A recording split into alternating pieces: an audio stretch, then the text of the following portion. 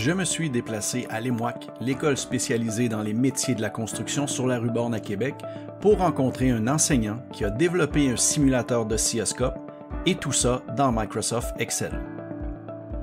Ce simulateur permet de générer des formes d'ondes à partir de champs à remplir dans Microsoft Excel. L'enseignant que je vais vous présenter partage tout à fait gratuitement son simulateur d'oscilloscope. Je m'appelle Philippe Fauteux et je suis enseignant à l'EMWAC en électricité. Ça fait combien de temps que tu es enseignant en électricité à l'EMWAC? Je suis en train de compléter ma 4e année. Excellent.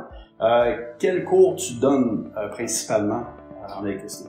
J'ai commencé avec des cours de code électrique, des cours de dérivation résidentielle par exemple, et j'ai continué dans les cours plus théoriques comme circuit électrique, circuit électronique et circuit logique qui m'intéressent plus. Excellent. Donc ton projet est parti d'un besoin dans les cours que tu donnes comme circuit électrique ou circuit électronique, c'est ça? C'est un besoin personnel à la base d'apprentissage pour être capable de donner des cours de qualité.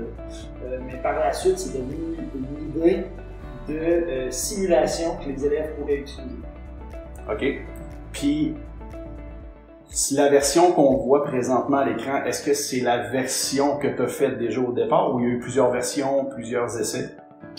Il y a eu plusieurs essais, plusieurs versions. J'ai commencé par un tableau Excel simple où, avec la formule standard Excel égale une formule qui pointe des cellules, on peut calculer automatiquement des valeurs à partir de données qu'on entre manuellement dans le tableau Excel. C'était la base du projet qui a commencé comme ça.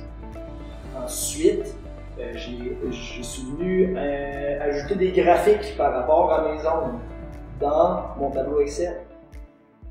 Par la suite, j'ai essayé de créer une interface utilisateur dans Excel, mais je trouvais que c'était pas assez professionnel. Puis je me souvenais de mon enseignant qui s'appelait Henry Forrest en secondaire 1 à La Rochebelle, qui nous avait appris à faire du Visual Basic. C'est à lui que j'ai pensé quand j'ai ouvert l'interface de Visual Basic de développeur. Puis je me suis rappelé plusieurs choses qu'il nous avait fait faire.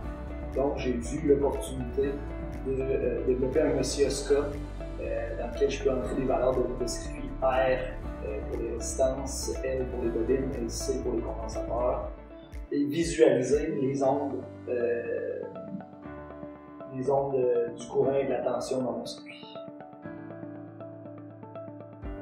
Un énorme merci à Philippe Fauteux, enseignant en électricité à l'EMWAC, d'avoir participé à cette vidéo, et aussi je tiens à le remercier de partager gratuitement son travail avec l'ensemble des enseignantes et enseignants de la province.